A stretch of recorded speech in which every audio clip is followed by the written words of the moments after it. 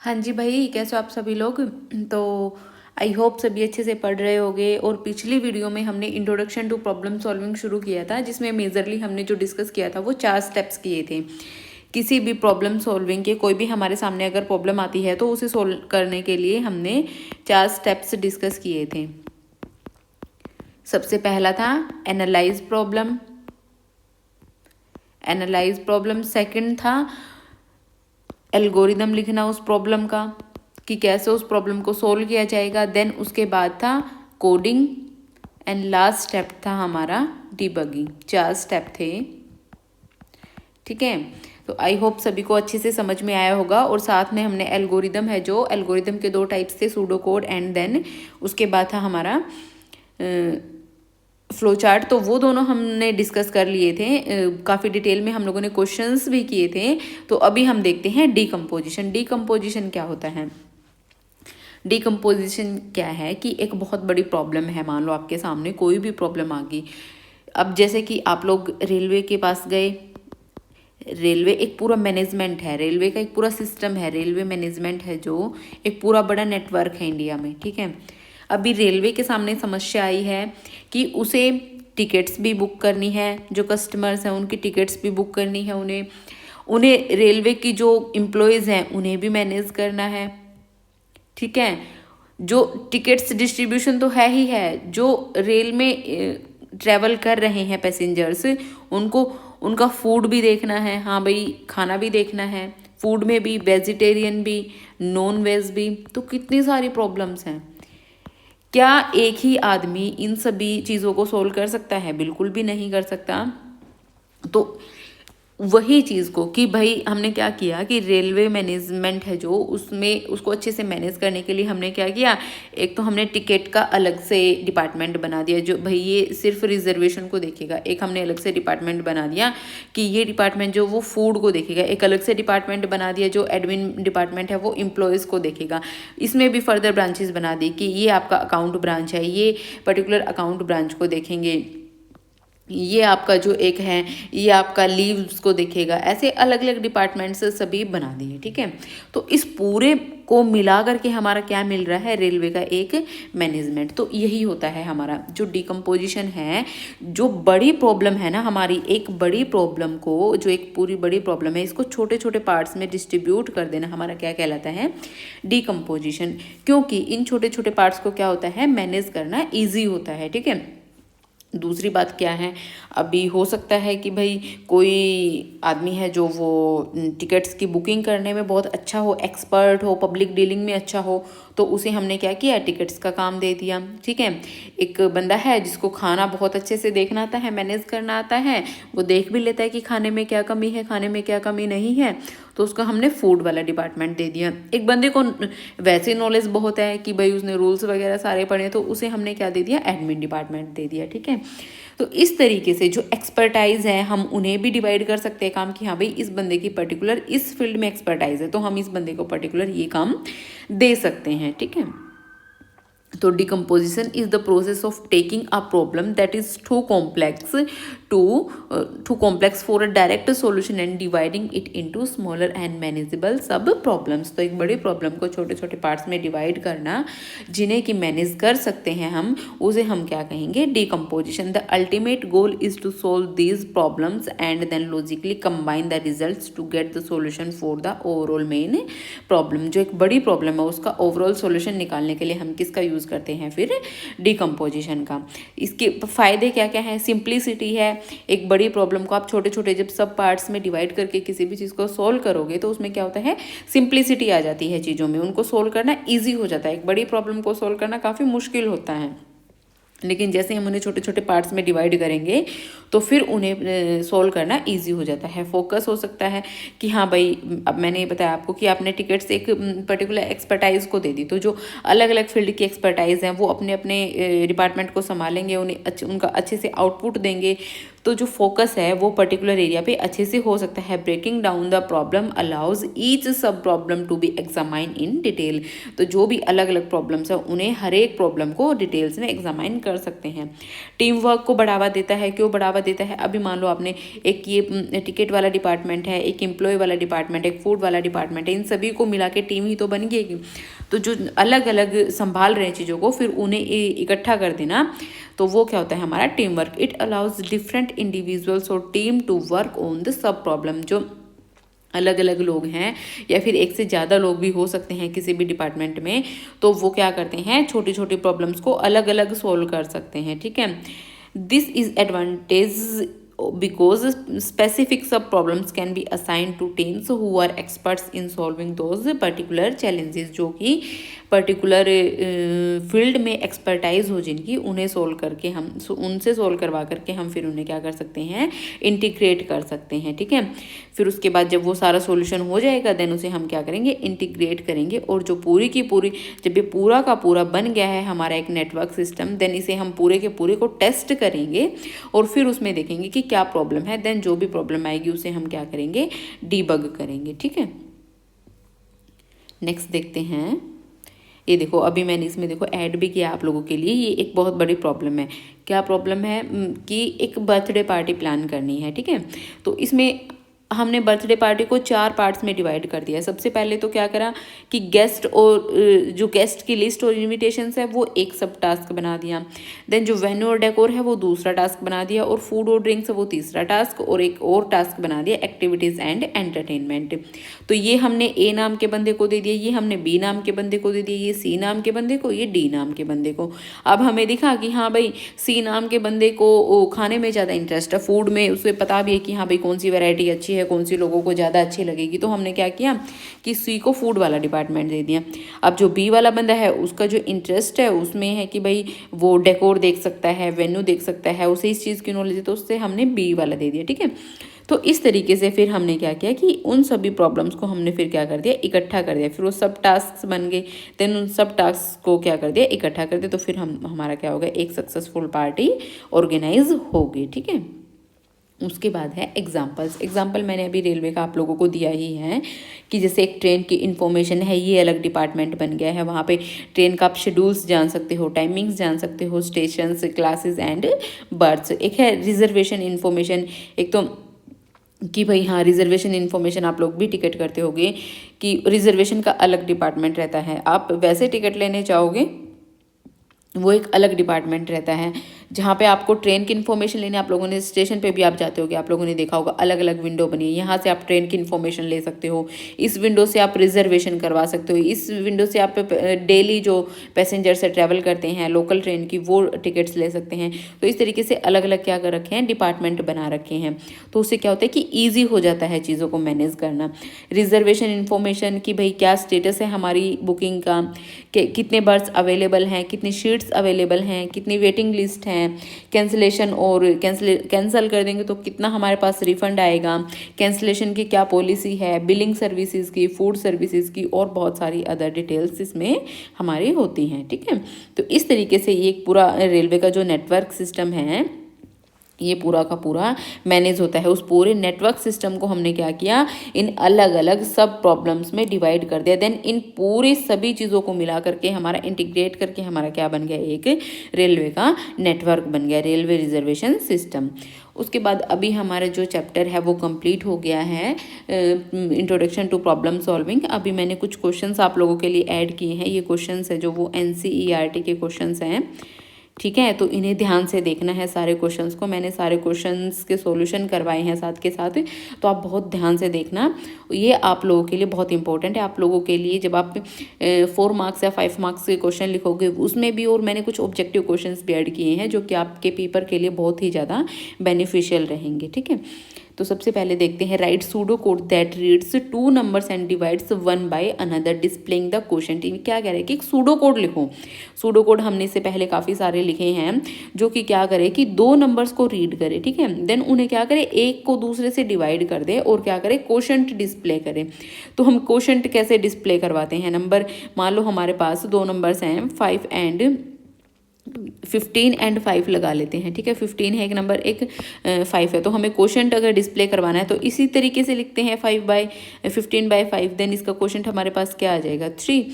तो यही है बस, नंबर 1 को इनपुट करवाया, नंबर 2 को इनपुट करवाया, देन क्वोशंट हम कैसे कंप्यूट करते हैं, नंबर 1 डिवाइड बाय नंबर 2, और प्रिंट क्या करवा देंगे क्वोशंट को। और हमें ये याद रखना है कि जो भी हमें ये कीवर्ड्स हैं इन्हें हम कैपिटल में लिखे तो काफ़ी अच्छा रहेगा। वैसे तो स्मॉल में लिखोगे कोई प्रॉब्लम नहीं है, गलत नहीं होता है, लेकिन कोशिश करें कि हम कीवर्ड्स को कैपिटल में ही लिखें इन सूडो कोड। उसके बाद नेक्स्ट क्वेश्चन है हमारा कि two friends decide who gets the last slice of a cake by flipping a coin 5 times. दो फ्रेंड्स हैं कि वो देखते हैं कि एक कॉइन को वो 5 बार फ्लिप करते हैं, ठीक है। उनमें से वो क्या डिसाइड करते हैं कि जो लास्ट स्लाइस है ना वो कौन लेगा, तो वो उस चीज़ को फ्लिप करके, एक स्लाइस है केक की, लास्ट स्लाइस है जो वो बची हुई है, लड़ाई हो जाती है ना कई बार हम लोगों की भी, भाई बहन की भी, हाँ भाई मुझे चाहिए स्लाइस, तो हम क्या करते हैं कि हाँ भाई ठीक है, हम 2 बहन भाई हैं, तो एक सिक्के को उछाला हमने 5 बार, ठीक है। जिसके पास 3 आया, जिसके पास 3 बार आया, मीन्स कि जिस the first person who wins 3 flips wins the cake, जिसने 3 फ्लिप्स विन कर लिए वो लास्ट स्लाइस को ले लेगा, और दूसरा क्या है वो देखता रहेगा बस। An input of 1 means player 1 wins flip, अगर एक इनपुट है तो इसका मतलब प्लेयर 1 ने जीता है। 2 मीन्स प्लेयर 2 विंस आ फ्लिप, 2 का मतलब क्या है, जैसे कि एक सिक्का है उसमें एक तरफ 1 लिखा हुआ है, दूसरी तरफ क्या लिखा हुआ है 2 लिखा हुआ है, तो 1 जब आएगा तो इसका मतलब क्या है कि 1 की तरफ वोट गई है, और 2 मतलब जो पहले वाला बंदा है उसकी तरफ अगर 2 आएगा तो इसका मतलब क्या है कि दूसरे की तरफ वोट गई है, और जिसके पास 3 या 3 से ज़्यादा वोटिंग होगी उसी को केक की स्लाइस मिल जाएगी। तो design an algorithm to determine who takes the cake, तो एक ऐसी एल्गोरिदम डिज़ाइन करो वो बताएगी केक को कौन लेगा। सबसे पहले अपनी प्रॉब्लम को शुरू करेंगे, बिगिन करेंगे। काउंट 1 को भी 0 से इनिशियलाइज कर दिया, काउंट 2 को भी 0 से इनिशियलाइज कर दिया, क्योंकि शुरू में तो कुछ भी नहीं है ना, 0 0 ही है दोनों के पास। लूप कब तक चलेगा हमारा, कब तक सिक्का उछालोगे, 1 2 3 4 और 5, तो 5 बार सिक्का उछालोगे तो लूप हमारा कहाँ से कहाँ तक चलेगा, 1 2 5। इनपुट फ्लिप, अब फ्लिप को इनपुट करवाना है। If flip is equals to 1 then count 1, जो काउंट 1 है इसकी वैल्यू को +1 कर दोगे, ठीक है, क्योंकि काउंट के पास अभी 0 है, लेकिन जैसे ही 1 आया तो किसके पास वोटिंग चली गई है, जो पहले वाला बंदा है, फर्स्ट वाला बंदा है। हम टेबल बना लेते हैं एक, यहाँ पे फर्स्ट बंदा लिख लेते हैं, यहाँ पे सेकंड लिख लेते हैं, ठीक है। जैसे ही 1 आया, ठीक है, अभी तो 0 0 है दोनों के पास, जैसे ही 1 आया तो इसकी वैल्यू क्या होगी, +1 होगी, तो यहाँ पे 1 हो गया, ठीक है। एल्स इफ, अगर यहाँ पे 1 नहीं आएगा तो ऑब्वियस है, तो 1 किसके पास चला जाएगा, 2 के पास चला जाएगा, तो 2 की वैल्यू 1 हो जाएगी। एंड इफ, ठीक है, if count is equals to 3, अगर इनमें से किसी का भी काउंट 3 है, ठीक है, काउंट इज इक्वल्स टू, यहाँ पे अगर लास्ट में काउंट, अभी देखो 5 बार आपने सिक्का उछाला, तो क्या क्या कंडीशन बन सकती है, या तो 0 1 आए, या फिर 0 1 आए, 0 1 आए, 0 1 आए, 0 1 आए, ऐसे भी हो सकता है। या फिर क्या है, 0 1 देन 1 0 0 1 0 1 0 1, ऐसे कंडीशंस बनेंगी। तो मैक्सिमम क्या हो सकता है, किसी एक बंदे के पास 5 आ सकते हैं, या फिर 2 या 3 करके भी आ सकते, 4 5 करके भी आ सकते, लेकिन जिसके पास 3 से ज़्यादा वोटिंग होगी ना, 3 या 3 से ज़्यादा, वही जीत जाएगा। तो if count 1 is equals to 3 then print player 1 gets the cake, तो प्रिंट हम क्या कर देंगे कि पहले वाले प्लेयर ने केक को जीत लिया है, स्टॉप। अगर पहले वाले ने नहीं जीता तो ये तो सेल्फ एक्सप्लेनेटरी है, तो दूसरा ही केक को जीतेगा। देन प्रिंट हम क्या करेंगे, प्लेयर 2 गेट्स द केक, और फिर क्या कर देंगे हम इसे, अपने जो हमारे एल्गोरिदम में इसे क्या कर देंगे, हम स्टॉप कर देंगे। और यहाँ पे हम फिर क्या करेंगे, जो हमने 4 को स्टार्ट किया था, ये वाला 4, देन इसको हम इसी के पैरेलल में 4 को भी एंड कर देंगे, और यहाँ पे हम पूरी एल्गोरिदम जो हमने बिगिन करी थी यहाँ से, तो पूरी एल्गोरिदम हमारे यहाँ पे क्या हो गई है, एंड हो गई है। अब नेक्स्ट क्वेश्चन देखते हैं।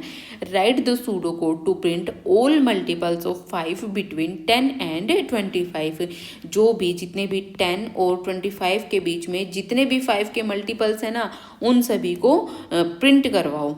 तो उसका हमें क्या लिखना है, सूडो कोड लिखना है। तो 10 और 25 के बीच में आप लोगों को अब देखना होगा अब कैसे निकाल सकते हैं हम। सबसे पहले तो ये सोचना होगा कि 10 और 25 के बीच में जितने भी नंबर 5 से डिवाइड होंगे तो उसके लिए हम क्या करेंगे, सबसे पहले तो हम जो इनिशियल नंबर है, सबसे पहले हम अपना इनिशियल नंबर है उसको सेट कर देते हैं। और लूप को कब तक चलाएंगे, जब तक कि हमारा नंबर है जो वो लेस देन और इक्वल्स टू 25 रहे। लेकिन जैसे ही वो 25 से बड़ा होगा वैसे ही हमारा लूप क्या हो जाएगा, बाहर हो जाएगा।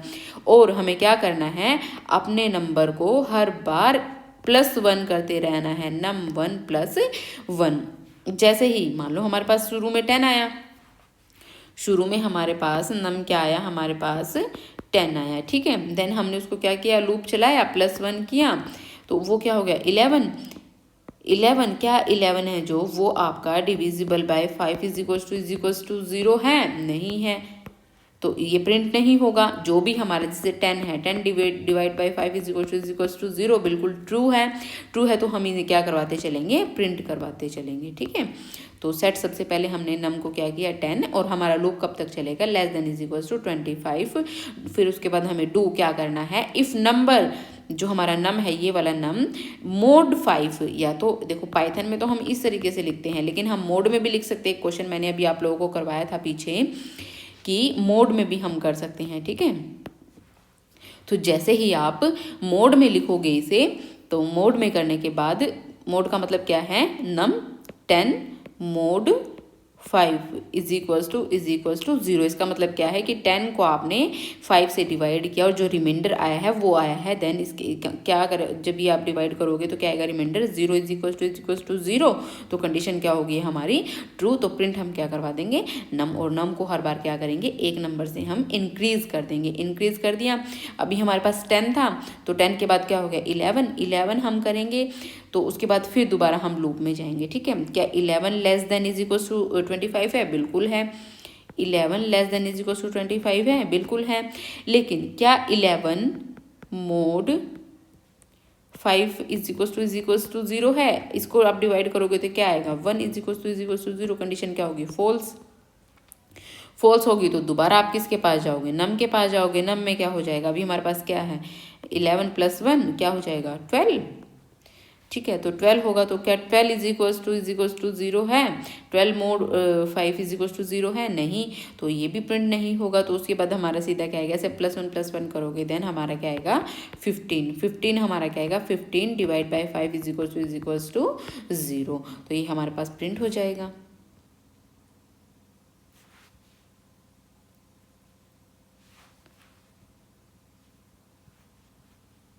ठीक है, तो ये उसके बाद हम क्या कर देंगे, देन एंड कर देंगे वाइल लूप को, ठीक है। नेक्स्ट क्वेश्चन देखते हैं। Give an example of a loop that is to be executed a certain number of times. हमें एक ऐसा एग्जाम्पल लेना है एक लूप का जो कि एक सर्टेन नंबर ऑफ टाइम्स तक एग्जीक्यूट करे। हम कह दें कि भाई हमें एक हेलो प्रिंट करवाना है, वो भी 5 बार। तो कैसे करवाएंगे, अपने लूप को 5 बार चला देंगे। सबसे पहले काउंट को हमने 1 सेट कर दिया, और काउंट को कब तक चलाया, जब तक कि वो less than is equals to 5 है। वाइल लूप लगा करके चला दिया, और फिर हम क्या करेंगे, प्रिंट करवा देंगे हेलो को। और काउंट हमने क्या किया, काउंट को हर बार 1 प्लस करते चले गए। काउंट के पास अभी 1 था, ठीक है, तो 1 के बाद वाइल में गया, क्या 1 less than is equals to 5 है, बिल्कुल है। तो कंडीशन क्या होगी हमारी, ट्रू। तो प्रिंट हमारे पास क्या हो जाएगा, हेलो। देन उसके बाद हमने काउंट को क्या किया है, +1। काउंट की वैल्यू भी अपडेट हो रही है अब हर बार। अभी तो काउंट के पास 1 था, लेकिन 1 + 1 क्या हो जाएगा 2।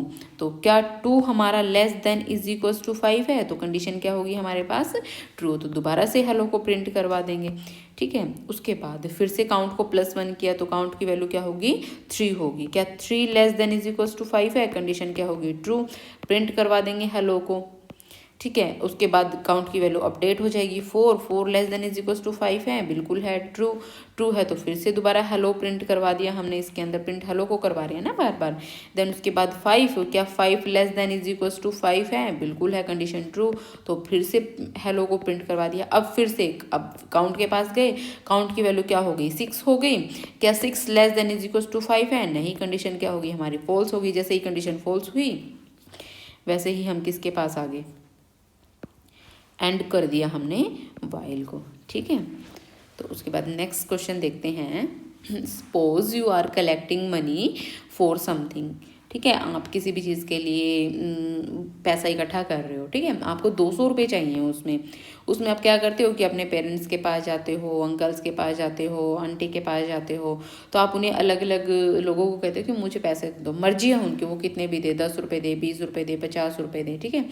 You will collect till the total becomes 200, आपको जब तक कि कलेक्ट करना है, जब तक कि आपका टोटल है वो 200 पूरा इकट्ठा ना हो जाए। तो उसके लिए आपको क्या लिखनी है, एल्गोरिदम लिखनी है। सबसे पहले तो आपके पास एक भी पैसा नहीं है, तो सम को 0 कर लोगे।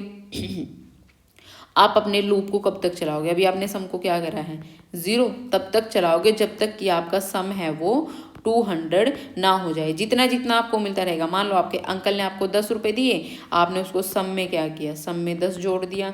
देन उसके बाद आपके पापा ने आपको 50 रुपये दिए, आपने क्या किया, सम में 10 प्लस 50 कर दिया, तो सम में क्या हो गया, आपके पास 60 हो गया। देन आपकी दादी ने 100 रुपये दे दिए सीधा, तो सम में क्या हो गया, 60 प्लस 100 तो 160 हो गया। आपके भाई ने आपको दे दिया अभी 40 रुपीज़, तो सम में क्या आ गया, 160 प्लस 40, तो आपके पास कितने हो गए, टोटल 200 हो गए। तो इसी तरीके से आपको चलना है। तो आपको कब तक लूप चलाना है, जब तक कि आपका सम है वो 200 ना हो जाए। तो फिर उसके बाद करना क्या है, हमें इनपुट अमाउंट, हमें इनपुट करवाना है अमाउंट को, 10 भी हो सकता है, 20 भी हो सकता है और 50 भी हो सकता है। और सम में हम क्या करते चले जाए, जो भी अमाउंट हमें मिल रहा है उसे हम सम में ऐड करते चले जाए और लास्ट में उसे प्रिंट करवा देंगे, सिंपल। नेक्स्ट क्वेश्चन देखते हैं। Write the pseudo code to print the bill depending upon the price. एक सूडो कोड लिखो, हमें बिल को प्रिंट करवाना है उसके प्राइस के अकॉर्डिंग एंड क्वांटिटी के according. Also print bill GST का भी बिल प्रिंट करवाना है, which is the bill after adding 5% of tax in total bill. जो आपका बिल है उसे भी प्रिंट करवाना है, साथ में उसमें जीएसटी भी प्रिंट करवाना है आपको, वो टोटल करके, ठीक है। तो सबसे पहले अमाउंट को करवाओगे, उसमें आपको क्या बोला है, जीएसटी 5% है, तो 5% आप कैसे लिख सकते हो, किसी भी नंबर का, मान लो x का 5% है तो इसी तरीके से निकालोगे। तो ये क्या हो गया आपका, जब इसे आप डिवाइड करोगे तो 0.05, तो अमाउंट है जो भी हमारा उसका 0.05, ये हमारा क्या हो गया है, जीएसटी। देन टोटल हमारा जो अमाउंट होगा वो क्या होगा, टोटल हमारा जो अमाउंट है और जो जीएसटी है उसे हम क्या कर देंगे, ऐड कर देंगे, ठीक है। क्योंकि जो भी हमारे पास, मान लो हमने 200 रुपये खर्च किए हैं, 200 रुपये है हमारे पास। अब ये क्वेश्चन में क्या कह रहा है कि आपको जीएसटी भी प्रिंट करवाना है, आपको टोटल बिल भी प्रिंट करवाना है। लेकिन हमारे पास जो अभी बिल बना है वो तो 200 रुपये का बना है, अभी इस पर जीएसटी तो नहीं लगी है। तो 200 रुपये पे जब आप 5% लगाओगे तो ये हो गया आपका 10 रुपये जीएसटी आ गया। तो 200 प्लस 10, तो ये आपका क्या आ गया है, 210 आपका क्या आ गया, टोटल बिल आ गया। तो यही इसमें फॉर्मूला लगा है, प्रिंट कर दोगे bill amount with GST, total को आप क्या करवा दोगे, प्रिंट करवा दोगे। नेक्स्ट क्वेश्चन है, write a pseudo code that will perform the following, जो कि ये फॉलोइंग जो ऑपरेशंस है इन्हें परफॉर्म करे। कौन कौन से ऑपरेशंस हैं, हमें 3 सब्जेक्ट के मार्क्स रीड कराने, एक तो कंप्यूटर साइंस के, मैथमेटिक्स के और फिजिक्स के 100 में से, एंड एग्रीगेट कैलकुलेट करना है उनका और उनकी परसेंटेज कैलकुलेट करनी है, ठीक है। तो क्या करेंगे, सबसे पहले तो एंटर करवा देंगे, उन्हें रीड करवा देंगे, प्रिंट करवाएंगे। Read the marks for each subject, सबसे पहले तो यही हमें क्वेश्चन में दिया हुआ, हर एक सब्जेक्ट के मार्क्स को रीड करवाओ, प्रिंट करवाएंगे। Enter the marks for CS out of 100, तो यहाँ पे एंटर हो जाएंगे वो, मान लो उन्होंने 50 ऐड किए, ठीक है, तो उन्हें क्या करवा दोगे, कंप्यूटर साइंस मार्क्स में रीड करवा दोगे इन्हें, read input. Enter the marks for mathematics, mathematics के लिए उन्होंने मान लो 70 किए हैं, देन उन्हें क्या करवा दोगे, रीड इनपुट किस में करवा दोगे, मैथमेटिक्स मार्क्स के नाम के वेरिएबल में। Then enter the marks for physics, physics के लिए एंटर करवाओगे, फिजिक्स के लिए मान लो उन्होंने 60 करवा दिए, देन उन्हें रीड इनपुट करवा दोगे किसमें, फिजिक्स मार्क्स में। ठीक है, ये तो हमने क्या करवा दिए हैं, रीड करवा दिए हैं। देन उसके बाद क्या बोला है कि calculate the aggregate marks, aggregate marks कैसे कैलकुलेट करोगे, सभी को ऐड कर दोगे। ठीक है, एग्रीगेट मतलब टोटल, तो टोटल कैसे होंगे, कंप्यूटर साइंस मार्क्स को ऐड कर दोगे, मैथमेटिक्स मार्क्स को ऐड कर दोगे, फिजिक्स मार्क्स को ऐड कर दोगे, तो एक इसमें स्टोर करवा दो एग्रीगेट मार्क्स में। देन उसके बाद परसेंटेज, परसेंटेज आप कैसे निकालते हो, total number of marks, total marks जितने आपने ऑब्टेन किए हैं। ठीक है, देन मैक्सिमम मार्क्स, मैक्सिमम भी टोटल मैक्सिमम मार्क्स। ठीक है, उसे 100 से क्या कर देते हो, मल्टीप्लाई कर देते हो। तो यही क्या हुआ, इन्होंने aggregate marks by total maximum marks into 100। Total maximum marks कितने थे हमारे पास, 3 सब्जेक्ट है ना, तो 100 100 100 300 हो गए हैं। तो calculate the percentage of marks, ये हमें क्या दिया हुआ है, कमेंट दिया हुआ, तो इसको आप इग्नोर कर सकते हो, वैसे लिखना अच्छा रहता है कमेंट्स को। तो total maximum marks for 3 subjects, then total marks कितने हमारे पास 300। तो कैसे आप परसेंटेज को कैलकुलेट करोगे, aggregate marks divide by total maximum marks multiply 100। फिर उसके बाद क्या करवा दोगे, प्रिंट करवा दोगे रिजल्ट को। एग्रीगेट मार्क्स ऐसे प्रिंट करवाओगे, एग्रीगेट मार्क्स नाम का ये वेरिएबल था, इसे एग्जैक्ट का एग्जैक्ट हमें यहाँ लिखना पड़ेगा। और परसेंटेज को कैसे प्रिंट करवाओगे, परसेंटेज लिख करके। ठीक है, परसेंटेज में स्टोर करवाया था हमने, सिंपल है। नेक्स्ट क्वेश्चन देखते हैं, write an algorithm to find the greatest among 2 different numbers entered by the user. एक यूज़र है, उसने क्या किया है, 2 नंबर को एंटर किया है। ठीक है, उसके बाद उनमें से क्या करना है कि हमें जो इनमें से 2 नंबर्स में से जो भी बड़ा है उससे हमें क्या करवाना है, प्रिंट करवाना है। तो सबसे पहले नंबर्स को इनपुट करवा लेंगे हम, एक तो पहला नंबर है, देन दूसरा नंबर इनपुट करवा लिया है। उसके बाद जो अगर नंबर 1 बड़ा है, देखो मान लो आपके पास 2 नंबर है, 5 नंबर है, एक आपके पास 10 नंबर है। ठीक है, तो आप क्या इनमें से कैसे देखोगे कि कौन सा बड़ा है कौन सा बड़ा नहीं है, तो सबसे पहले इन्हें कंपेयर करोगे ना। पहले हम इसे क्या मान लेते हैं, नंबर 1, इसे क्या मान लेते हैं, number 2। Number 1 greater than number 2, तो हम किसको प्रिंट करवा देंगे, नंबर 1 को। अगर ये बड़ा नहीं है तो ऑब्वियस है फिर तो यही बड़ा होगा। ठीक है, तो अगर ये बड़ा नहीं है तो ये होगा। या फिर क्या कंडीशन हो सकती है हमारे पास, ये भी कंडीशन हो सकती है कि दोनों ही नंबर हमें, ये भी 5 दिया है ये भी 5 दिया है, अगर नंबर 2 बड़ा है नंबर 1 से तो हम नंबर 2 को प्रिंट करवा देंगे। एल्स हमारे पास दूसरी कंडीशन क्या बनेगी कि दोनों ही नंबर सेम है, तो फिर क्या प्रिंट करवाएंगे हम, 3 कंडीशन बनी ना हमारे पास कि हमारे पास क्या है, दोनों ही नंबर इक्वल हैं। ठीक है, तो print both numbers are equal. Number 1 greater than number 2, then print number 1 is greater, number 2 greater than number 1, then print number 2 is greater, and else print both numbers are equal। उसके बाद next देखते हैं,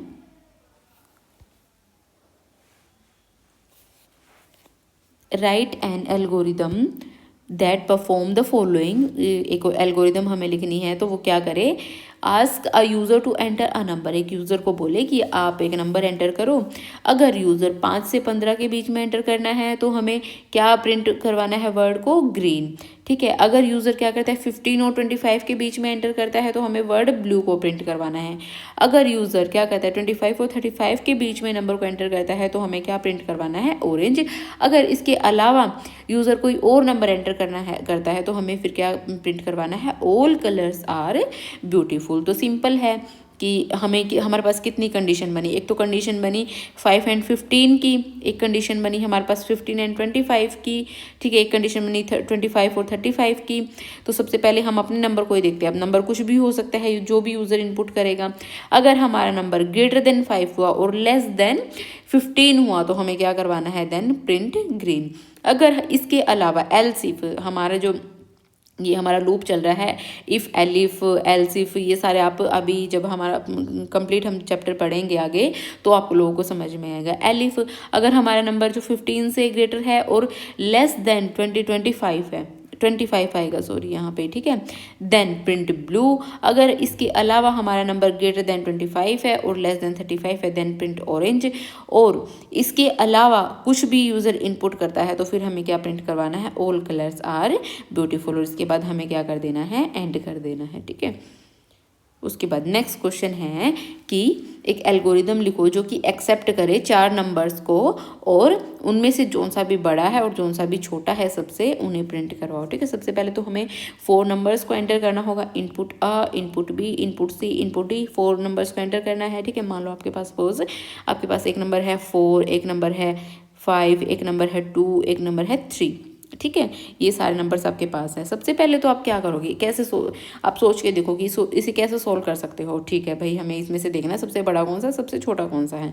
तो मैं सबसे पहले क्या करती हूँ, मेरे पास सबसे बड़ा ये, सबसे पहले ये नंबर दिख रहा मुझे, मैं तो सबसे पहले 4 को ही क्या मान लेती हूँ, ये है सबसे स्मॉल, ठीक है, सबसे स्मॉल है। अभी मैं 4 को कंपेयर करूँगी, 4 है जो मेरे पास, जो 4 नंबर है, अगर ये ग्रेटर देन है 5, ठीक है, तो मैं इसी को बड़ा रखूँ, लेकिन ये कंडीशन तो फॉल्स होगी। जैसे ही मेरे पास ये कंडीशन फॉल्स हुई तो इसका मतलब क्या है, मेरे पास 5 ग्रेटर देन है, ठीक है।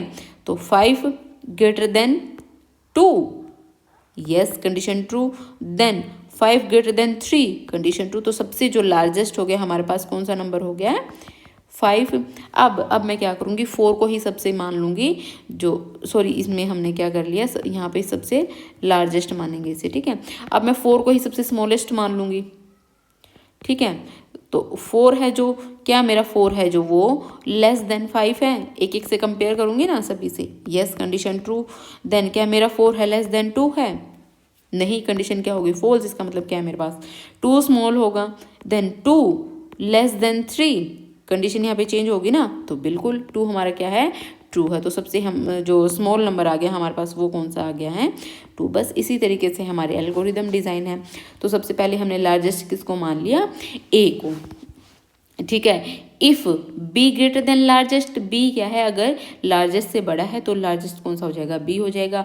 अगर सी बड़ा है तो सी बड़ा हो जाएगा। अगर डी लार्जेस्ट है तो हमारे पास लार्जेस्ट कौन सा नंबर हो जाएगा, डी हो जाएगा। देन उसके बाद हम सेट स्मॉलेस्ट किसको कर लेंगे कंसिडर, ए को ही स्मॉलेस्ट कंसिडर कर लेंगे। अगर बी हमारा स्मॉलेस्ट से भी लेस है तो हम बी को स्मॉलेस्ट बना देंगे। अगर सी स्मॉलेस्ट से लेस है तो इसको सी को स्मॉलेस्ट बना देंगे। अगर डी हमारा स्मॉलेस्ट से लेस है तो हम स्मॉलेस्ट किसको बना देंगे, डी को बना देंगे। और फिर प्रिंट कर देंगे हम जो भी हमारे पास लार्जेस्ट नंबर आएगा उसे और स्मॉलेस्ट नंबर आएगा उसे, ठीक है। आई होप अगर आपने ये अच्छे से ध्यान से देखा होगा। तो अगर आपको नहीं समझ में आया तो एक बार और वीडियो को बैक करो, आपको समझ में आ जाएगा इजीली, ठीक है। उसके बाद नेक्स्ट क्वेश्चन है, what are conditionals, why are they required in a program, क्यों उनकी प्रोग्राम में ज़रूरत होती है। जो कंडीशनल्स होते हैं ना वो डिसीजन के लिए बहुत ज़रूरत है, डिसीजन मेकिंग के लिए, कि भाई अभी कंडीशन ट्रू है तो हमें क्या एग्जीक्यूट करना है, कंडीशन फॉल्स है तो हमें क्या एग्जीक्यूट करना है, ठीक है। तो इसीलिए हमारी कंडीशनल्स का यूज़ किया जाता है। That allows the computer to choose different actions based on certain conditions, किसी सर्टेन कंडीशन पे जो कि अलग अलग एक्शंस को परफॉर्म करते हैं, ठीक है। तो they check whether a given expression is true और फॉल्स, वो चेक करते हैं कि जो गिवन एक्सप्रेशन है वो ट्रू है फॉल्स है। ट्रू है तो वो इस तरफ जाएगा, जो भी कंडीशन उन्हें दी होगी। फॉल्स है तो जिस डायरेक्शन में उसे घुमाया है वो उसी तरफ जाएगा। And then execute the corresponding block of code. उसके बाद है एग्जाम्पल्स कौन कौन से, इफ़, एल इफ़, ठीक है, if L if else, switch है जो वो पाइथन में नहीं, आप इसे इग्नोर कर भी सकते हो, ठीक है। उसके बाद नेक्स्ट है why are they required in a program, क्यों उनकी ज़रूरत है, ठीक है। तो उनकी ज़रूरत क्यों है, हमें डिसीजन मेकिंग के लिए उनकी ज़रूरत पड़ती है। सपोज आपको मान लो एक कहा जाए कि जो 18 ईयर्स से बड़े हैं वो वोट कर सकते हैं, लेकिन जो 18 ईयर से लेस हैं वो वोट नहीं कर सकते। तो आपके पास कंडीशन आ गई ना कि अगर 18 से ग्रेटर है तो कंडीशन क्या होगी, true, then eligible for voting. अगर लेस है तो कंडीशन क्या होगी, फॉल्स, नॉट एलिजिबल, ठीक है। तो ये डिसीजन के लिए भी ज़रूरी होते हैं। परफॉर्म डिफरेंट एक्शंस, अलग अलग एक्शंस को परफॉर्म करने के लिए आपका पूरा प्रोग्राम है आगे आएगा, तो आपको वहाँ अच्छे से समझ में आएगा डिफरेंट एक्शंस को परफॉर्म करने के लिए कि हाँ भाई अगर किसी बच्चे की 90 मार्क्स से ज़्यादा है तो उसे ग्रेड ए देनी है, 80 मार्क्स से ज़्यादा है तो उसे ग्रेड बी देनी है, इस सब के लिए। उसके बाद है control the flow of program, जो प्रोग्राम का कंट्रोल है उसे फ्लो करने के लिए कि हाँ भाई हमारा जो प्रोग्राम है वो किस कंडीशंस पे किस तरीके से कहाँ कहाँ एग्जीक्यूट करेगा। जैसे कि अगर आप लॉगिन आईडी पासवर्ड डालते हो किसी भी अकाउंट में, अगर आपका लॉगिन आईडी पासवर्ड ठीक है तो आपको क्या कर देगा, वो लॉगिन आपका सक्सेसफुल दिखा देगा। क्योंकि जैसे ही आपने मान लो अपना पासवर्ड डाला, ठीक है, जो आपने पासवर्ड सेट किया था एक, तो वो पासवर्ड आपके पास, अब एक आप पासवर्ड एंटर कर रहे हो तो जो आपके पास पासवर्ड सेट है वो पासवर्ड, देन आप जो आज पासवर्ड एंटर कर रहे हो, ठीक है, वो पासवर्ड, तो दोनों आपके मैच होने चाहिए, कंडीशन क्या हो जाएगी, ट्रू हो जाएगी, तो आप लॉगिन कर पाओगे। अगर आपने कोई दूसरा पासवर्ड एंटर कर दिया तो कंडीशन क्या हो जाएगी, फॉल्स हो जाएगी। तो फॉल्स हो जाएगी तो फिर आप उसको लॉगिन नहीं कर सकते। इस तरीके से कंट्रोल करने के लिए प्रोग्राम का फ्लो भी हमारा क्या होता है, ये कंडीशनल्स हमारे ज़रूरी होते हैं, ठीक है। नेक्स्ट क्वेश्चन है, write an algorithm to display the total water bill charges of the month depending upon the number of units consumed by the customer as per the following criteria. एक water bill है, उसके लिए कुछ criteria दिया हुआ है। क्या criteria दिया हुआ है कि फर्स्ट 100 यूनिट्स के लिए आपको 5 रुपीज़ पर यूनिट लगेगा, नेक्स्ट 150 के लिए आपका 10 रुपीज़ पर यूनिट, और 250 के लिए आपका 20 रुपीज़ पर यूनिट लगेगा, ठीक है। Also add meter charges of 75 per month, और 75 पर मंथ जो है वो मीटर चार्जेस भी लगेगा, ठीक है। तो इसमें कंडीशन क्या है, सिंपल है कि सबसे पहले आपका बिल कितना है, 0 बिल है।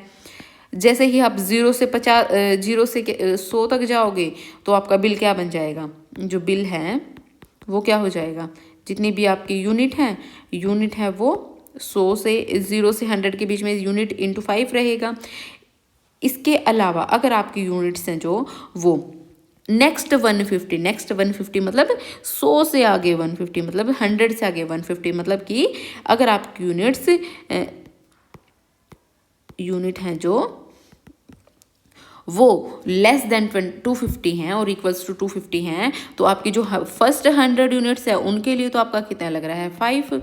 देन उसके बाद इसमें प्लस हो जाएगा जो बाकी की यूनिट्स बची हैं, जो आपकी टोटल यूनिट्स हैं, और उनमें से आप 100 को माइनस कर दोगे। सपोज आपने एक महीने में निकाली हैं 236 यूनिट, तो आपके लिए फर्स्ट 100 यूनिट्स का मतलब कि जो फर्स्ट 100 यूनिट्स हैं उनके लिए तो आपका ये वाला बिल बनेगा। लेकिन उससे आगे जो आपने कितनी यूनिट्स खर्च करी हैं, तो 236 माइनस 100, तो कितनी बची हैं आपकी 136 इंटू आपका फिर कितना लगेगा 10, ठीक है।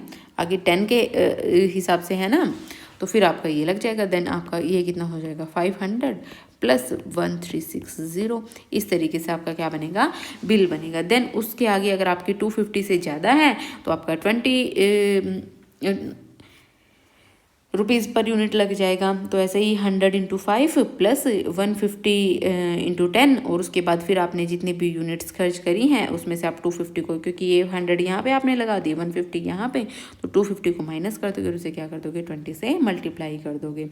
उसके बाद फिर इन्हें बिल में जो टोटल बिल आपका बना है उस बिल में आप 75 को क्या कर दोगे, ऐड कर दोगे। इनमें से एक ही कंडीशन ट्रू होगी ना, अगर आपका बिल 100 से नीचे है तो आपको ये कंडीशन लगानी है, अगर आपका बिल 250 से नीचे है, ठीक है, लेकिन 100 से ऊपर है तो फिर आपकी ये कंडीशन लगेगी। अगर आपका बिल 250 से अबव है, ठीक है, और 250 से अबव है और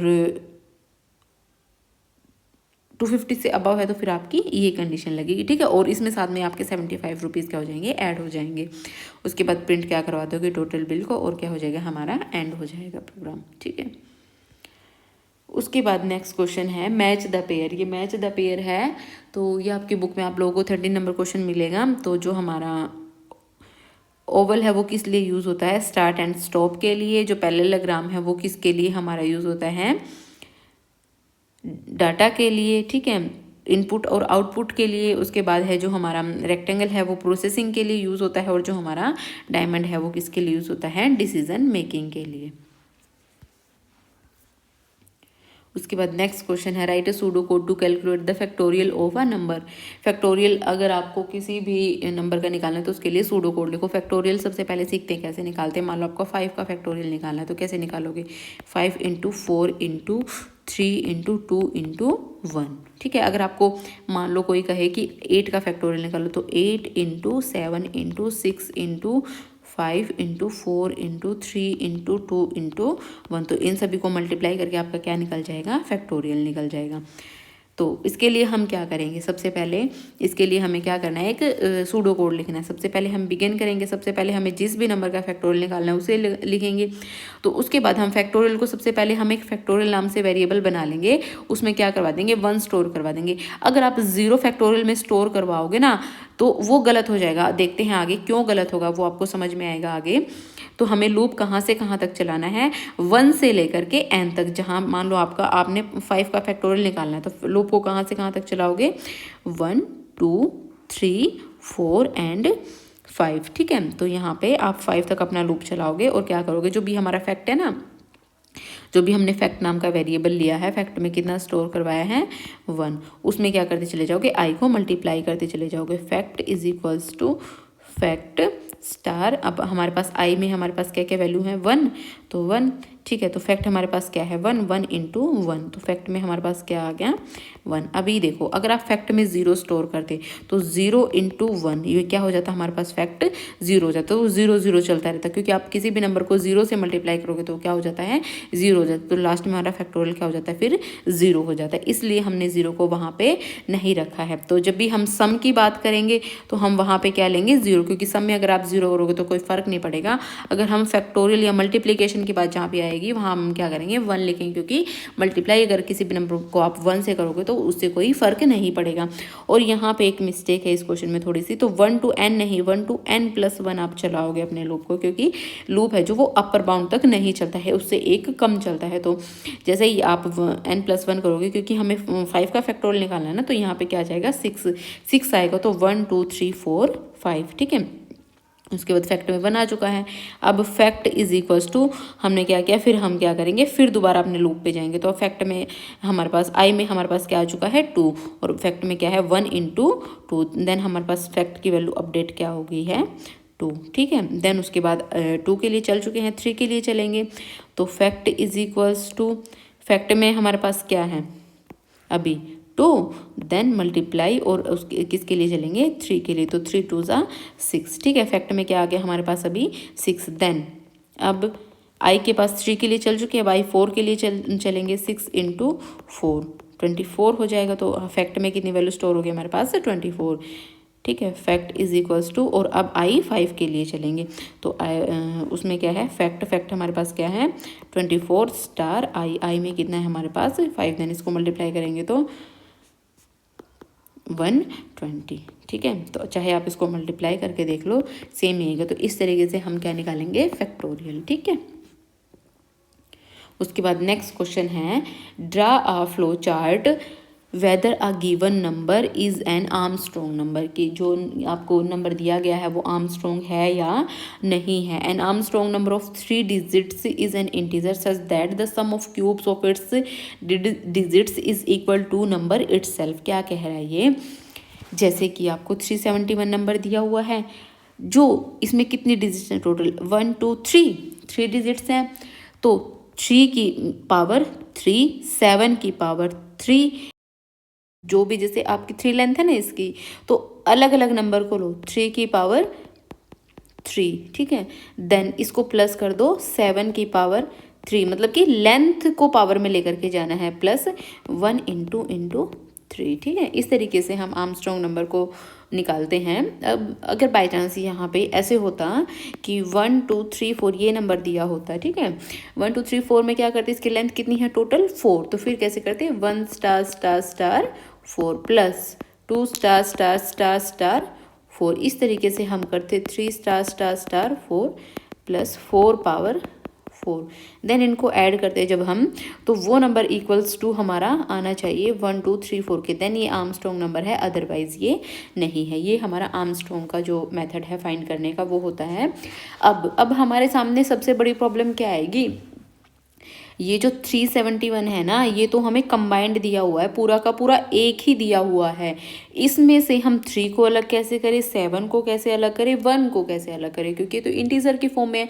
ये 371 थोड़ी है, ये तो 371 है, ठीक है। तो इसमें से हम अलग करने के लिए किस मेथड का यूज़ करेंगे? सबसे पहले हम 371 का जो है, इसे जब हम 10 से डिवाइड करेंगे तो हमारे पास रिमाइंडर बचेगा 10 में से। देखो 10 3 ज़ा 30, देन 7 1 7 1 0, तो हमारे पास 1 क्या बच गया? रिमाइंडर बच गया। तो जो ये हमारे पास रिमाइंडर है ना, इसे हम किसी न किसी वेरिएबल में क्या करते चलेंगे? स्टोर करते चलेंगे। कोई भी हम वेरिएबल ले लेंगे, तो ये जैसे हम इसको वेरिएबल को, जैसे मान लो आर नाम से एक वेरिएबल ले लिया हमने, तो इसको 371 स्टार स्टार देन 10, ठीक है। तो इस तरीके से हम आर में स्टोर करते चले गए हैं हर बार वेरिएबल को। देन अब हमें ये भी अलग चाहिए। अब हमें नेक्स्ट डिजिट के लिए अब हमें ये चाहिए है 37 चाहिए है।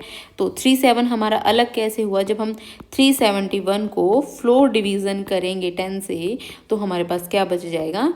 37। इसमें से जो लास्ट डिजिट है वो ऑटोमेटिकली हमारी निकलती चली जाएगी। ये फ्लोर डिवीज़न है, ये आप लोग को आगे समझ में आ जाएगा। थोड़ा सा मैं भी आपको बता देती हूँ। जैसे मान लो आप किसी भी नंबर को फ्लोर डिवीज़न करते हो ना उसका, तो जो भी आपका रिमाइंडर होता है ना, या फिर जो भी पॉइंट्स में होता है, हम उसको नेग्लेक्ट कर देते हैं। जो हमारे पास वैल्यू रो वैल्यू बचती है उसी को हम लेते हैं, ठीक है। फ्लोटिंग वैल्यू को हम इग्नोर कर देते हैं और रिमाइंडर को भी इग्नोर करते हैं। जैसे मान लो आपको 5 का फ्लोर वैल्यू निकालना है 2 से डिवाइड करके, देन इसका आपका क्या आएगा?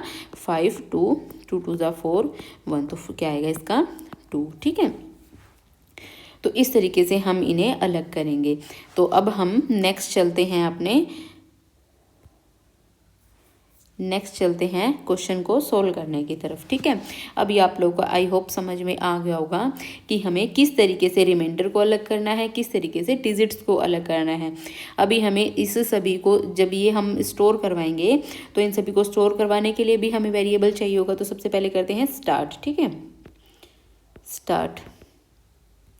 स्टार्ट करेंगे, देन क्या करेंगे हम? जो भी हमें हमारी वैल्यू होगी एंटर करने की, जो भी हम, जैसे अभी 371 है, इसको हम n वेरिएबल ले लेते हैं। ये तो एग्जांपल दिया हुआ है, हमें कुछ भी वैल्यू हो सकती है हमारे लिए, ठीक है। तो हम क्या करेंगे? प्रिंट, हम यूज़र से पूछते हैं कि आप एंटर करो जो भी आपको वैल्यू एंटर करनी है, ठीक है। देन उसके बाद इस n को हम क्या करवा देंगे? रीड करवा देंगे, ठीक है। देन हम क्या करेंगे? उसके बाद एक सम नाम का वेरिएबल ले लेते हैं, उसमें भी 0 स्टोर करवा देते हैं। एक m है जो हमारा नया वेरिएबल ले लेते हैं, उसमें हम क्या करेंगे? इस n को स्टोर करवा देंगे, क्योंकि जो ये n है ना, रो वैल्यू है n की, इसकी हमें बाद में ज़रूरत पड़ेगी कंपैरिजन के लिए, ठीक है। आपको आगे समझ में आएगा हमें इसकी क्यों ज़रूरत पड़ेगी। क्योंकि अगर हम n को ही चेंज करते चले जाएंगे ना, तो n हमारा चेंज होता चला जाएगा, लेकिन हमें जो हमारा ओरिजिनल वैल्यू है ना, वो चाहिए होगी लास्ट में। जब हम इस तरीके से सोल्व करेंगे ना, तो जब ये हमारी ये वैल्यू आ गई है, तो इसको हमें ओरिजिनल वैल्यू से कंपैरिजन के लिए ये चाहिए होगा, ठीक है। देन उसके बाद आगे कंपेयर करेंगे। देन इफ़ जो हमारा ये n है, अगर वो n है ग्रेटर देन 0 है, ठीक है, तो हमें अपनी कंडीशन पे चलना है, ठीक है। अगर वो ग्रेटर देन 0, देखो अगर फॉल्स हो जाता है, अगर हमारा n है वो 0 से बड़ा ही नहीं है, छोटा है, ठीक है, तो अलग कंडीशन बनेगी। कंडीशन क्या बनेगी? देन इफ़ m है जो हमारा इज इक्वल्स टू सम आ जाएगा, ठीक है, सम आ जाएगा, तो हमारा क्या होगा? If m is equals to sum आ जाएगा, तो वो होगा, अगर ये ट्रू होगा ये, तो हमारा क्या होगा? आर्मस्ट्रॉन्ग नंबर है, ठीक है। और नहीं तो नॉट आर्मस्ट्रॉन्ग। इसमें मैं आपको समझाती हूँ किस तरीके से ये है। देखो जैसे मान लो आपका जो ये n है, n की वैल्यू मान लो आपको 0 ही दी गई है, ठीक है, n की वैल्यू 0 दे दी। देन जो n की वैल्यू है, क्या वो ग्रेटर देन 0 है? नहीं, ये तो कंडीशन क्या होगी हमारी? फॉल्स होगी। क्योंकि हमारी n की वैल्यू तो 0 है ना, तो 0 ग्रेटर देन 0 है, नहीं, कंडीशन क्या होगी, फॉल्स होगी। तो क्या जो हमारा, और n को हमने किस में स्टोर करवा दिया है, m में, तो m में भी हमारा क्या हो गया स्टोर, 0। तो m इज इक्वल्स टू सम में हमारे पास क्या है, 0 है, तो 0 इज इक्वल्स टू 0, कंडीशन क्या होगी, ट्रू, देन हमारा क्या हो गया नंबर, आर्मस्ट्रॉन्ग नंबर, ठीक है। फॉल्स होगा तो नॉट आर्मस्ट्रॉन्ग। हो सकता है ये नेगेटिव में भी हो, n की वैल्यू मान लो -1 हो, तो -1 की वैल्यू है, तो क्या जो -1 है ग्रेटर देन 0 है, नहीं, बिल्कुल भी नहीं, फॉल्स हो जाएगा। तो -1, तो सम में हमारे पास क्या स्टोर है, सम इज इक्वल्स टू 0, ठीक है। तो -1, यहाँ पे -1 आ गया, -1 is equals to 0, no, false, condition false हो जाएगा तो नॉट आर्मस्ट्रॉन्ग, ठीक है। देन यहाँ से हम किस में चले जाएंगे, देन हमारा जो ये है स्टॉप हो जाएगा, ठीक है। उसके बाद ये भी स्टॉप पे चला जाएगा। देन उसके बाद अब हमारी कंडीशन बनती है कि अगर हमारा नंबर 0 से बड़ा है, 0 से बड़ा है तो हमारा क्या सिनेरियो होगा। तो 0 से बड़े के केस में हम करेंगे आगे से, मैं थोड़ा सा इसे इरेज कर देती हूँ, आप लोगों को समझने में ईजी रहेगा, स्क्रीन छोटी पड़ रही है, नहीं तो इसको मैं यहाँ पे थोड़ा सा यहाँ पे सोल्व करती हूँ, आप लोग को मैनेज करना है इस चीज़ को थोड़ा सा, ठीक है। तो अब हम क्या करेंगे, अगर हमारी कंडीशन ट्रू है, अगर हमारा नंबर 0 से बड़ा है, तो हम क्या ले लेंगे, एक r नाम से वेरिएबल ले लेंगे, r नाम से वेरिएबल लेंगे, उसमें क्या करेंगे, जो हमारा ये n है ना, जो हमारा n है n को हम डिवाइड करते चलेंगे 10 से, तो हमारे पास इसमें r में रिमाइंडर स्टोर होता चला जाएगा, और n में हम क्या करेंगे, n की वैल्यू को हर बार अपडेट कर देंगे, ठीक है। और एक सम नाम से जो हमारा वेरिएबल है, सम में भी हर बार अपनी वैल्यू को क्या कर देंगे, सम प्लस क्या करेंगे, जो भी हमारा रिमाइंडर है इसकी पावर में हम क्या करेंगे, इसकी पावर में स्टार लेंथ ऑफ जो भी हमारा ये m दिया हुआ है, ठीक है, m है जो, ठीक है, m की लेंथ है, m की लेंथ जैसे हमारे पास m में क्या स्टोर है 371, इसकी लेंथ कितनी है हमारे पास 371, और लेंथ में यहाँ पे इंटीजर है, इसको पहले स्ट्रिंग बनाना पड़ेगा, ठीक है। तो यहाँ पे इसको str स्ट्रिंग बनाओगे, देन यहाँ पे m लिख दोगे, लेंथ को पहले स्ट्रिंग, जो ये m है इसको इंटीजर की फॉर्म में नहीं, इसको स्ट्रिंग बनाओगे, स्ट्रिंग बना करके देन इसकी लेंथ को काउंट करोगे, और जो लेंथ जैसे इसकी 3 है ना लेंथ, यहाँ पे 3 आ जाएगा, तो r की पावर 3 हो जाएगा। अब मैं इसको बताती हूँ आप कैसे करोगे, देन ये हमारे पास आ गया। आप भी कहोगे कि मैम पूरा एकदम मिक्स हो गया है ये, तो सॉरी, थोड़ा सा मैनेज करना, मैं इसको साफ करती हूँ थोड़ा सा।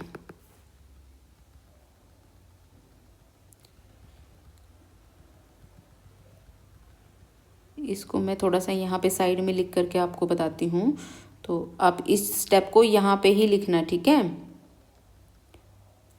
तो यहाँ से इस स्टेप को मैं आप लोगों को यहाँ पे करके दिखा देती हूँ, यहाँ पे r is equals to n divide by 3, n is equals to n divide by 10, floor division, and sum में वैल्यू अपडेट कर दोगे, sum is equals to sum plus r star length को किस में कन्वर्ट कर दोगे, स्ट्रिंग में, string के अंदर जो भी हमारा m दिया हुआ है, ठीक है। ये स्टेप प्रोसेसिंग की स्टेप में आएगी, ठीक है। और ये लूप हमारा चलता रहेगा, बार बार ये लूप चलता रहेगा, यहाँ से आएगा ये, देन ये लूप हमारा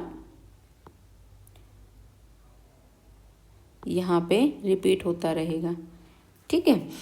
तो जैसे मान लो हमारे पास 371 था, ठीक है, 371 किस में स्टोर था, n में स्टोर था, n को हमने किसके इक्वल रखा, m के इक्वल, तो m में भी हमारा क्या आ गया है, 371 आ गया है।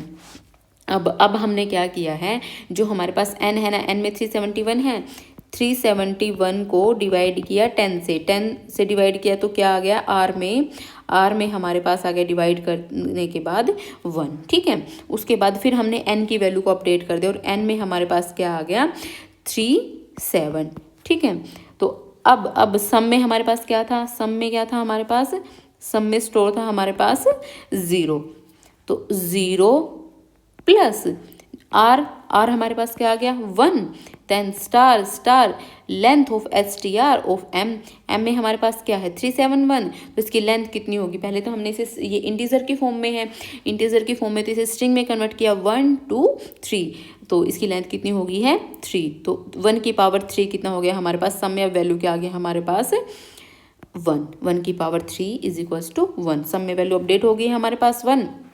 देन फिर से हम लूप के पास गए, तो अब हमने देखा कि हाँ ठीक है, अब हमारे पास n की वैल्यू अपडेट होकर के क्या आ गया 37, ठीक है, 37 आ गई है। तो 37 क्या ग्रेटर देन 0 है, बिल्कुल है 37 ग्रेटर देन 0, तो 37 को फिर से हम क्या करेंगे, 37 को, अब n में 37 है तो r की वैल्यू 37 डिवाइड बाय 10, तो अब हमारे पास r में क्या आ जाएगा 7, तो 7 आ गया, और अब n में क्या आ जाएगा 37 फ्लोर डिवीजन 10, तो n में क्या आ गया हमारे पास अब सिर्फ 3, ठीक है, पहले 37 था ना, अब n में आ गया 3, और सम में क्या आ गया, सम में अब हमारे पास पहले से क्या है, सम में पहले से है 1 प्लस r में अब हमारे पास वैल्यू क्या आ गई है 7 स्टार स्टार 3, तो क्या हो गया 1 प्लस 7 की पावर 3 कितना होता है 49, 7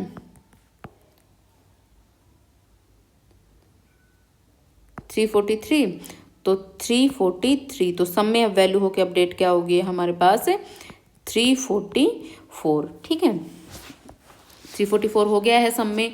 अब हमारे पास आर में क्या, एन में क्या बचा है 3, क्या दोबारा से लूप के पास गए, क्या 3 ग्रेटर देन 0 है, बिल्कुल है 3 ग्रेटर देन 0, देन आर में क्या आ गया 3 डिवाइड बाय 10, तो आर में क्या आ गया हमारे पास 3 ही आ गया, तो अब आर की वैल्यू अपडेट होकर के 3 हो गई, और एन में क्या आएगा 3 फ्लोर डिवीजन 10, तो एन में हमारे पास वैल्यू क्या आ गई 0, ठीक है, 0 आ गई, तो उसके बाद 0 आने के बाद अब सम को अपडेट करेंगे, सम में हमारे पास 344 ऑलरेडी है, और आर में हमारे पास क्या आ गया है 3, तो 3 स्टार स्टार 3, तो 3 3 ज़ा 9, 3 ज़ा 27, इसमें प्लस 27 और हो जाएगा, तो ये कितना हो जाएगा हमारे पास 7 और 4 1, देन उसके बाद 4 6 7 एंड देन 3, देखो आ गया ना 371 हमारे पास लास्ट में एग्जैक्ट।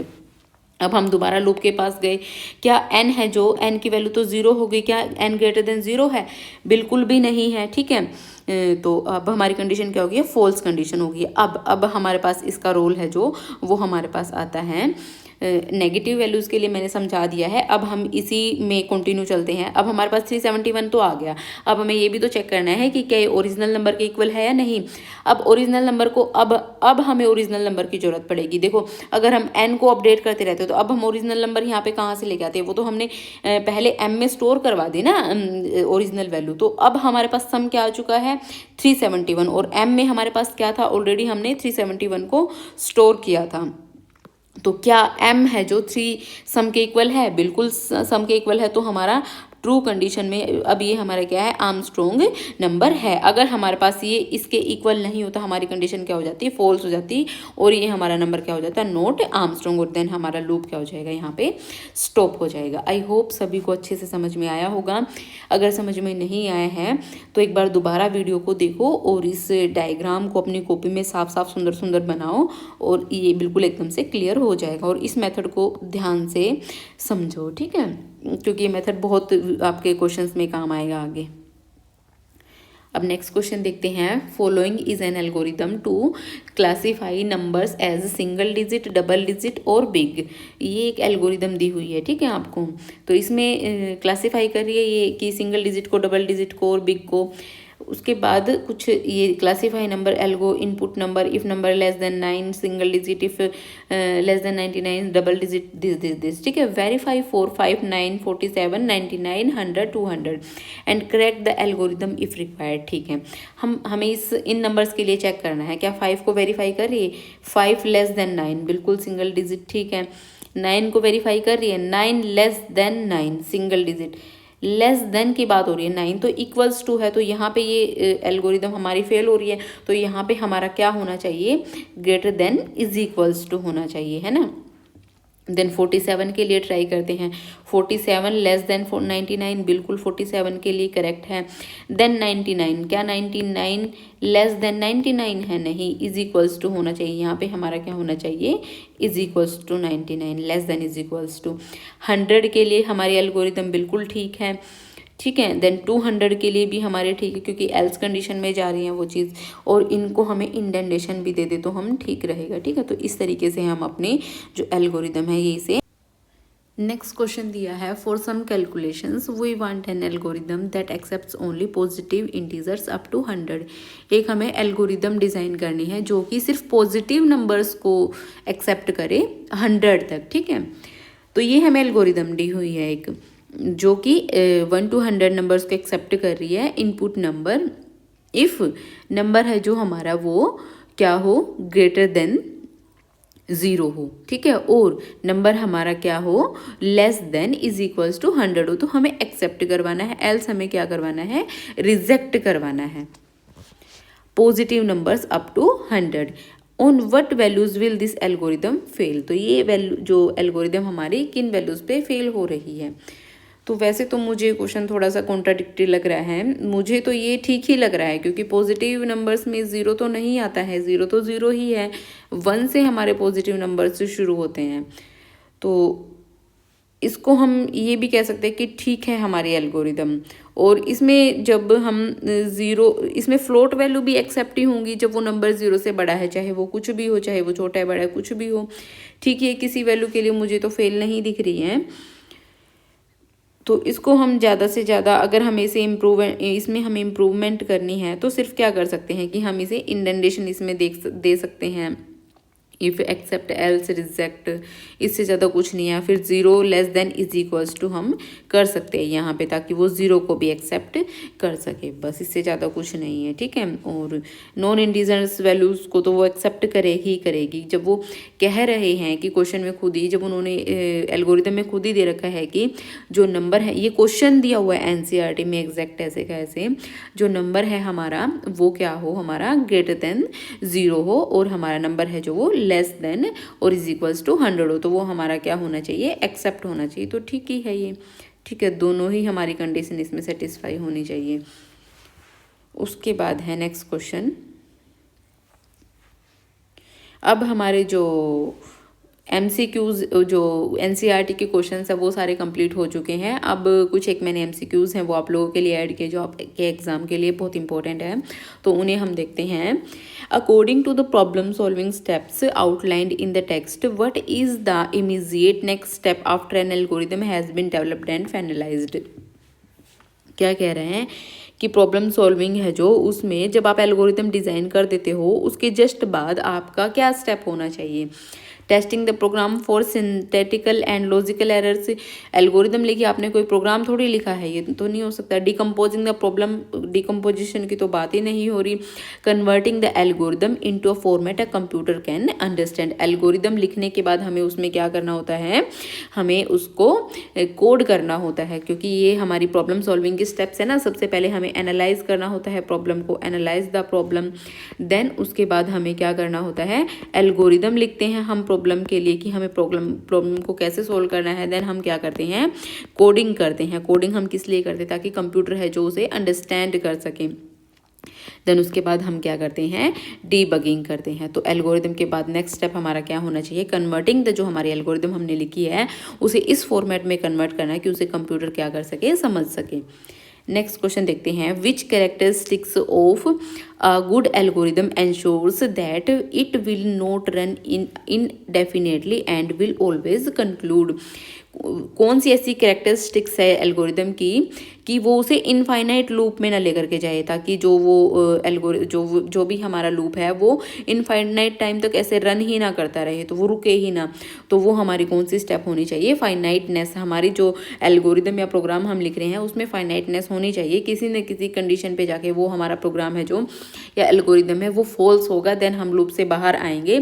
तो वो हमारा क्या है कि हम लास्ट अपने स्टेप तक पहुंच गए। अगर हमारी कंडीशन हमेशा ट्रू रहेगी तो हम इनफाइनाइट लूप में एंटर कर जाएंगे, जिससे कि हमें जो डिजायर्ड आउटपुट चाहिए वो हमें नहीं मिल पाएगा। ठीक है, उसके बाद है in a flow chart which symbol is use to represent a point where a decision must be made leading to different paths. इनमें से ऐसा कौन सा है जो कि हमें डिसीजन के लिए हम जिसमें फ्लो चार्ट में हम डिसीजन मेकिंग के लिए हमारी हेल्प करता है। रेक्टेंगल किसके लिए होता है, रेक्टेंगल तो प्रोसेसिंग के लिए होता है हमारा।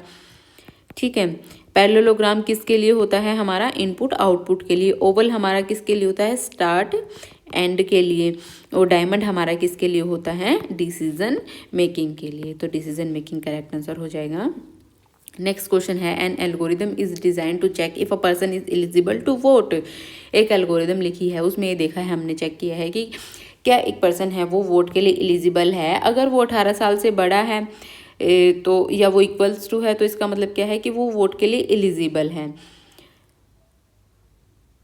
Compare to if they are under 18, अगर वो 18 से कम है तो इसका मतलब क्या है कि वो वोट के लिए एलिजिबल नहीं है। ठीक है, what type of flow of control is this. तो जब हम इसको कंट्रोल करेंगे, जब हम इसे चलाएंगे इस अपने फ्लो को, तो वो किस टाइप का कंट्रोल होगा। रिपीटिशन तो नहीं हो रही है इसमें, क्योंकि हमें दो कंडीशन दी हैं कि हाँ भाई पर्टिकुलर है जो वो एक बंदे की एज है जो वो ग्रेटर देन 18 है, या फिर एज जो है greater than is equals to भी होगा इसमें, या फिर वो नहीं है। ठीक है, तो ये क्या हो गया हमारा कि हम कंडीशन को देख रहे हैं, कंडीशन चेक कर रहे हैं। कंडीशन मतलब सिलेक्शन हम इसमें कर रहे हैं। ठीक है, सीक्वेंशियल वाइज भी नहीं हो रहा, सीक्वेंस तो एक सीधा सीधा हम चलते थे उसमें। ठीक है, जैसे कि हम किसी भी अपने रेक्टेंगल का एरिया कन्वर्ट कर रहे थे,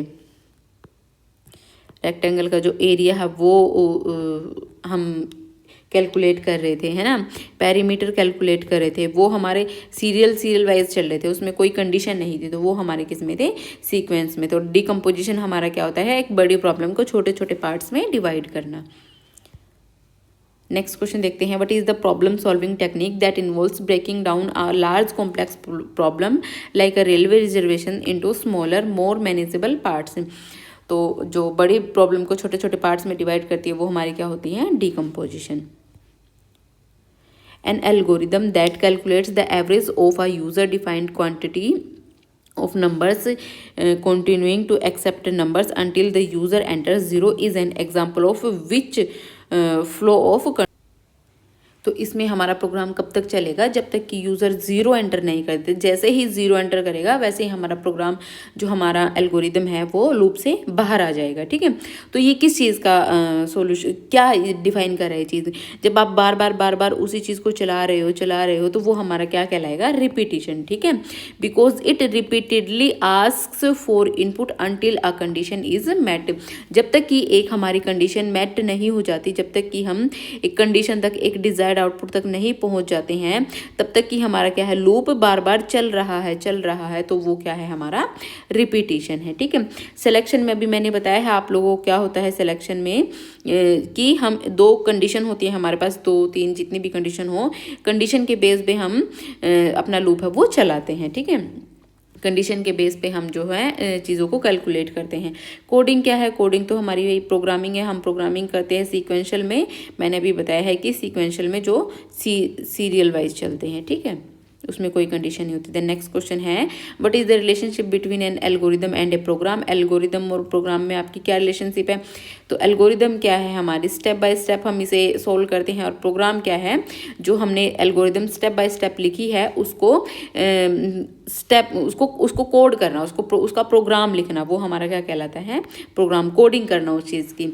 तो a program is a visual representation of an algorithm like flow chart. नहीं, प्रोग्राम थोड़ी होता है वो तो फ्लो चार्ट हमारा क्या होता है, फ्लो चार्ट ही होता है वो तो, ठीक है। एल्गोरिदम का पार्ट है फ्लो चार्ट। उसके बाद an algorithm is created by debugging a program to find errors, नहीं डीबग थोड़ी करते हैं हम उसमें, तो बिल्कुल ही गलत दिख रहा है।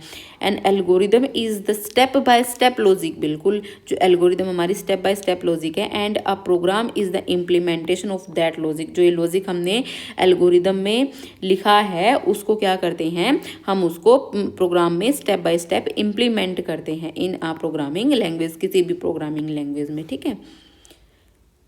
तो भाई अब ये हमारी जो है कंप्लीट हो चुकी हैं, कंप्लीट स्लाइड। जितने भी क्वेश्चन थे मैंने आप लोगों को बहुत अपना 100% देने का ट्राई किया है। आई होप सभी को समझ में आया होगा। Like share and subscribe our channel, और कमेंट करके ज़रूर बताना आप लोगों को क्लास कैसे लगी। ठीक है guys, bye bye, take care.